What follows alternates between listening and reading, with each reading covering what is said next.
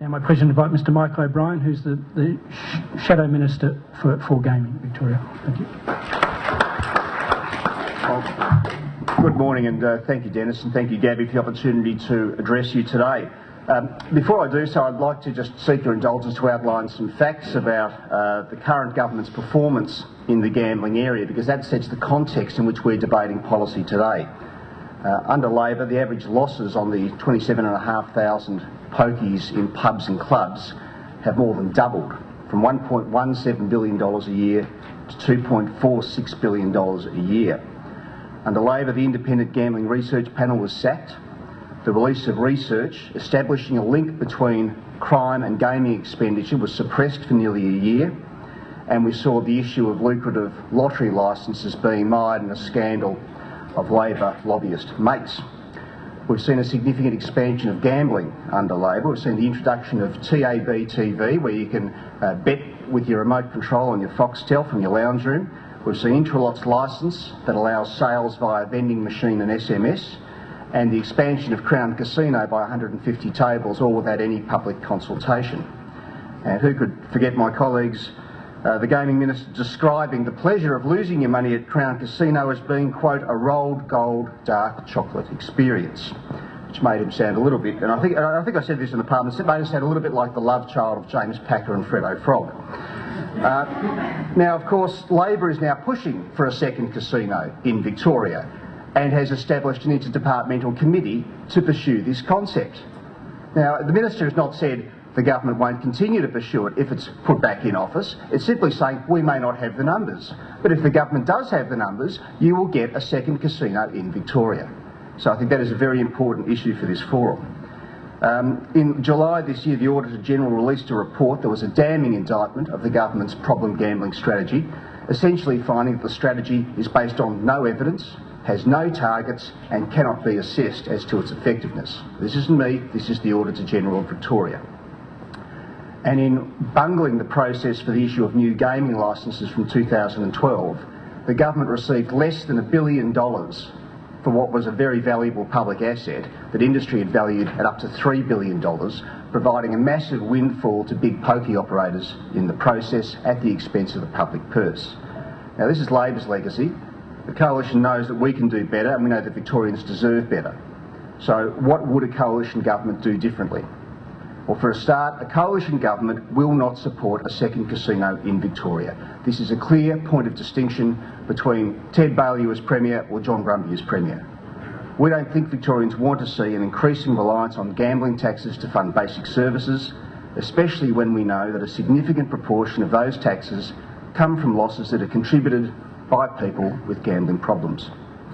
We will ban gambling lobbyists entirely from the process for the awarding of gambling licences. We will not see a repeat of what happened with the lottery licences and the scandal that ensued from there.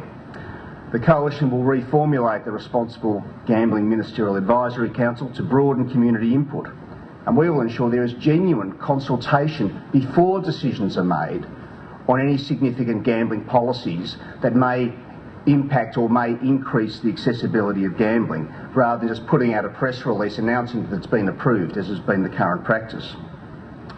On pre-commitment, the Coalition has been a strong advocate for many years, and well before the Brumby government was dragged to its current position. In fact, at the last election in 2006, the Coalition's policy called for the implementation of pre-commitment, and the author of that aspect of the policy was Ted Baillieu. So if he's elected Premier, you'll have a Premier who is personally committed to pre-commitment. Pre-commitment fits with the values of my party, which respects individuals' rights and responsibilities, which Tim Costello alluded to earlier. It respects the right of the individual to set their own limits, but the technology helps that person stick to the limits they've set for themselves once they're in front of the machine. We think that's very important. But for this reason, we also believe that while pre-commitment should be available on all gaming machines in Victoria, the choice to access the technology should be with the individual player. We're concerned that forcing every person who wishes to play the pokies on a casual basis to register for a card or to have their fingerprint taken and stored is an imposition that we don't think many Victorians will accept as being reasonable. Now, we pledge to introduce pre-commitment no later than the current Victorian timetable, but we want to push to introduce it sooner if at all practicable. Importantly, we are going to make it an enforceable condition for gaming venues through the Responsible Gambling Code of Conduct to actively support and promote the use of pre-commitment. We want to make sure there's no social stigma attached to using pre-commitment technology, so we're going to make it a legal requirement for venues to actively support the take-up of pre-commitment. Now, ladies and gentlemen, last week Ted Baillieu and I announced a major policy initiative that addresses not only how we treat problem gambling in Victoria and how we fund it, but more fundamentally it seeks to address that inherent conflict of interest between the government's role as a collector of gambling taxes and the government's responsibility to reduce problem gambling. The Coalition announced that if elected, we will commit a record $150 million over the next 4 years to problem gambling. That is a 41% increase over Labor's current program, $24 million than Labor's election commitment, and the largest funding boost to tackle problem gambling in this state's history. It's a massive funding increase which demonstrates the scope of our commitment. But even beyond those dollars, we have announced a fundamental, I'd say even revolutionary change to how we deliver and how we treat problem gambling. The Baillieu government will establish the Victorian Responsible Gambling Foundation, an independent body with its own legislative mandate to reduce the incidence and severity of problem gambling in Victoria. The Responsible Gambling Foundation will be modelled on the Victorian Health Promotion Foundation, and in the same way that Vic Health has earned the community's trust and helped to reduce smoking rates, we want to see the VRGF achieve the same outcomes in reducing problem gambling. We will treat problem gambling as the health issue that it is. And the Foundation will fund the delivery of problem gambling research, treatment and communication services, and importantly, I can't stress this enough, the Foundation will be responsible to the Parliament and to the community, not to the Minister and the government of the day. Now, it's a big call for any government to voluntarily relinquish control of anything, but we believe that this initiative is the best way to address the inherent conflict of interest between the government's role as collector of gambling taxes and its responsibility to reduce problem gambling. Ladies and gentlemen, 5 minutes isn't really enough time to outline all the initiatives that I'd like to introduce should I be the Gaming Minister after Saturday, but I hope that this gives you an outline of the sort of direction that we intend to go in, the commitments we're prepared to make, and just how seriously we will tackle problem gambling. Thank you. You touched on the issue of online gambling and sports gambling, but in your election promises you didn't mention how you would address that. For instance, with your Responsible Gambling Foundation, how will you address the issue of the proliferation and advertising of these other forms of gambling? It's all over the net. The net has very few restrictions on online gambling. Even our Brownlow medal coverage had running odds for the different contenders for the Brownlow medal. It's in our faces everywhere, the advertising and the promotion of gambling.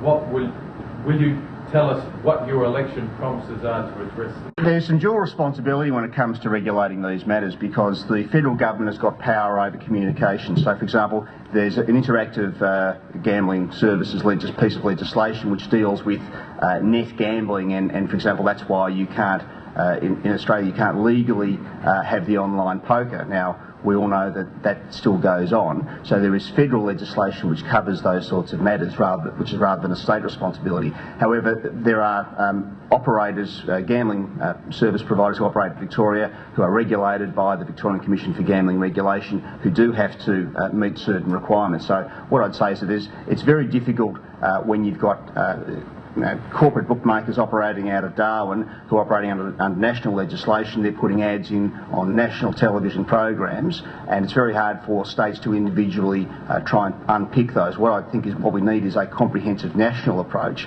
to some of those advertising issues, and certainly I'd be very interested in working with my colleagues from around the state if I'm elected, from around the states and nationally to get a national approach. I don't think that having different advertising regulations in Victoria and Tasmania and New South Wales is a very effective way to deal with it.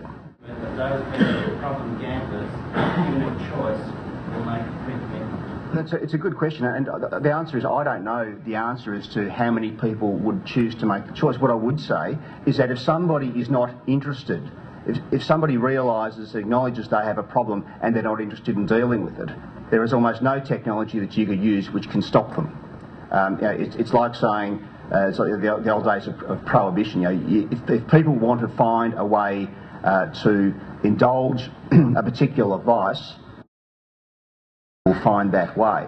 And you can have all the cards and all the fingerprints that you like in the world on pre-commitment devices, and you can make it as stringent as you like.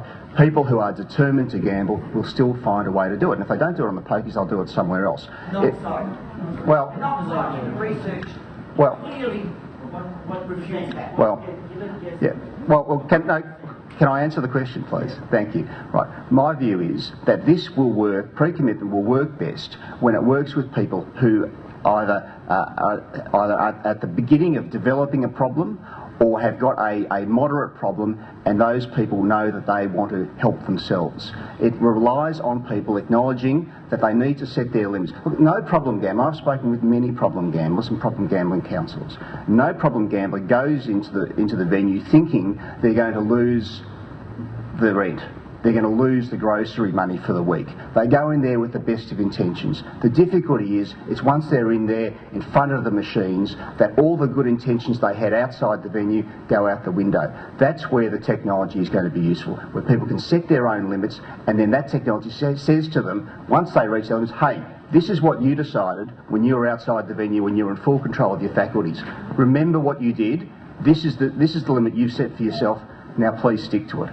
That's how it's going to work. It will work where people are actually part of it. I think a view that it can be imposed on unwilling participants is not a real world view, and I don't think that's going to be effective.